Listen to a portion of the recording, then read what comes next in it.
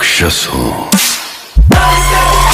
Prabhas starrer the राजा साहब box office पर अब अंतिम सांसें गिन रही है। इसकी वजह यह है कि रिलीज के 12वें दिन ही इस फिल्म की कमाई लाखों में सिमट गई है।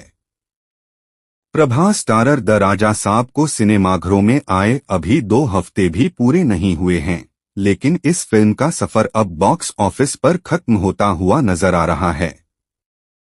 संक्रांति पर रिलीज होने के बावजूद इस तेलुगु हॉरर कॉमेडी फिल्म की कमाई दिन-ब-दिन गिरती जा रही है।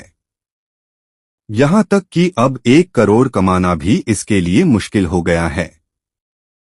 चलिए यहां जानते हैं इस फिल्म ने रिलीज के 12वें दिन यानी दूसरे मंगलवार को कितना कलेक्शन किया है। द राजा साहब यूं तो साल की मच अवेटेड फिल्म थी, लेकिन रिलीज के पहले दिन के बाद ही इसकी किस्मत तय हो गई थी कि ये बॉक्स ऑफिस पर बुरी तरह पिटने वाली है। दरअसल इसने ओपनिंग तो ठीक कर ली थी, लेकिन फिर क्रिटिक्स के निगेटिव रिव्यू ने इसकी छिछालेदार कर दी और फिर क्या था, दर्शकों ने भी इसे भाव नहीं दिया।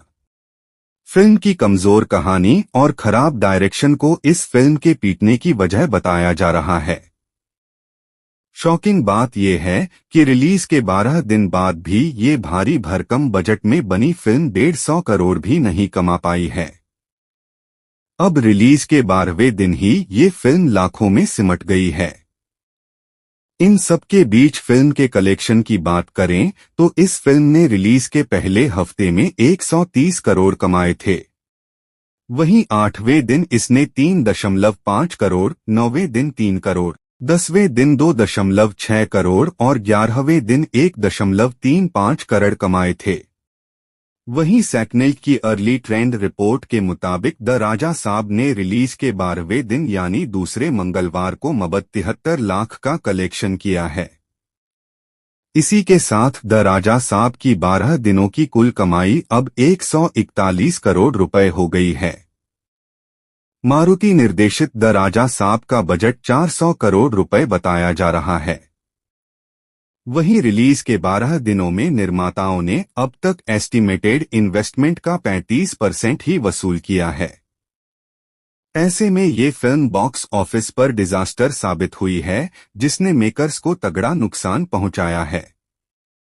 Telugu horror comedy film Prabhas के लिए सबसे बड़ी फ्लॉप फिल्मों में से एक साबित हुई है।